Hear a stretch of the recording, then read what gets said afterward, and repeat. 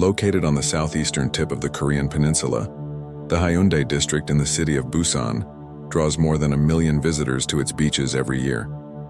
Several years ago, Mansik, a native of Haeundae, was working on a deep-sea fishing boat in the Indian Ocean at the time of the 2004 tsunami. Because of a misjudgment, Yeon-hee's father lost his life during that disaster, and ever since, Mansik has carried a heavy guilt inside him. Because of that guilt, he has avoided telling Yeon-hee, his longtime girlfriend who now runs an unlicensed seafood restaurant, how much he loves her.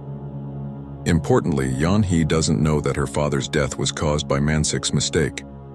As time goes on, Mansik finally decides to act.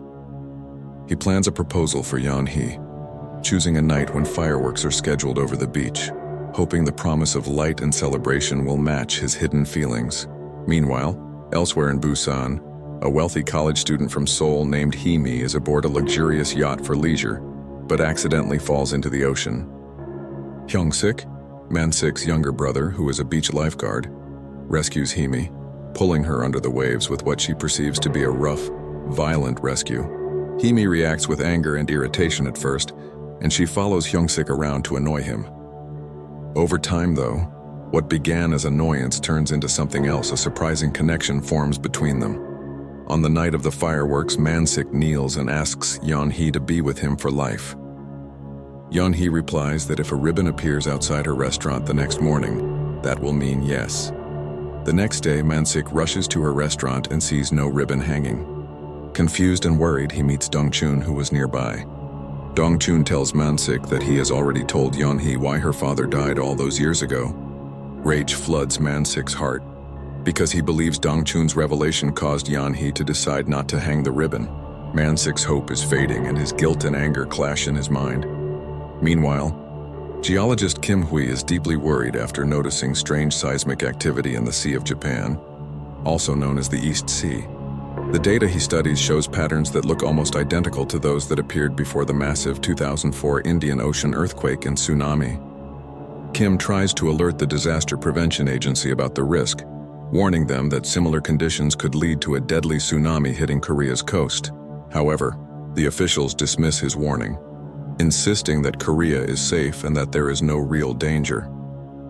Ignoring their response, Kim continues to monitor the ocean's movement. Soon, his worst fears come true. A massive underwater earthquake occurs near Japan, triggering a powerful mega-tsunami. The enormous wave begins racing across the ocean at nearly 500 miles per hour, heading straight toward the coastal city of Haeundae. Realizing the gravity of the situation, Kim calculates that the citizens have less than 10 minutes to escape before disaster strikes.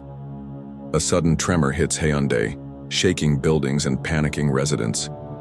In one of the buildings, Yoo-jin gets trapped inside a stopped elevator, likely caused by the quake. On the streets, chaos breaks out as people run in every direction, trying to reach higher ground. But it is too late. The tsunami slams into Haeundae with full force, flooding streets and smashing buildings apart. Cars, buses, and entire crowds are swept away by the raging water. On the Gwangan Bridge, vehicles and people are thrown into the sea as the wave hits.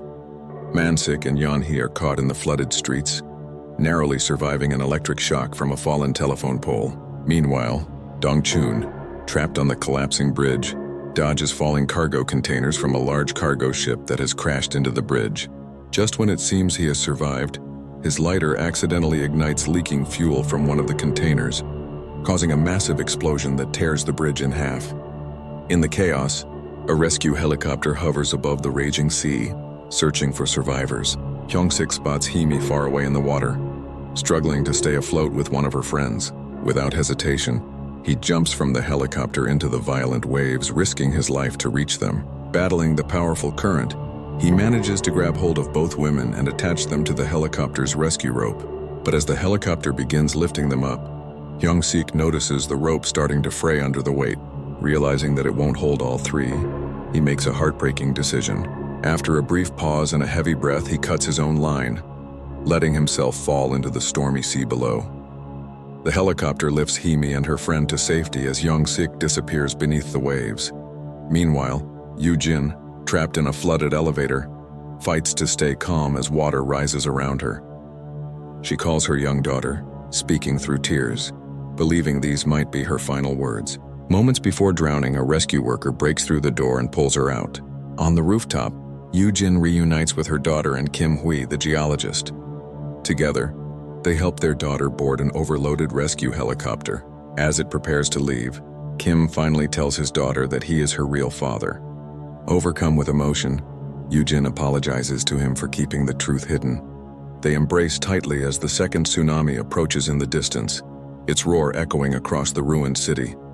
After the disaster passes, the survivors gather to mourn the lives lost. A solemn funeral is held for the lifeguards, including Hyung-sik, whose bravery saved others. Dong-chun, devastated, discovers that his mother also perished in the tsunami and breaks down crying. In the days that follow, the survivors begin rebuilding what's left of Haeundae. Amid the wreckage of Yeonhee's destroyed restaurant, Man-sik finds the red ribbon she had promised would mean yes to his proposal. Holding it close, he smiles faintly. The film closes with the sight of Haeundae in ruins, but filled with the quiet hope of people determined to start again.